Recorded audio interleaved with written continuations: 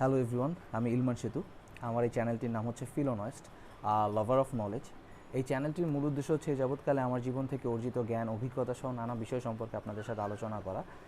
এছাড়াও এ যাবৎকালে যে সকল philosophers, scholars actually, philosophers, economist, writer, poet, যারা বিভিন্ন সময়ে আমার জীবনে বিভিন্নভাবে প্রভাব ফেলেছে বা আমাকে নতুনভাবে ভাবতে শিখিয়েছে, যে কোনো বিষয়কে বিভিন্নভাবে দেখতে শিখিয়েছে, যেটা আমার মনে হয় আমাকে বেটার হিউম্যান হিসেবে তৈরি করছে।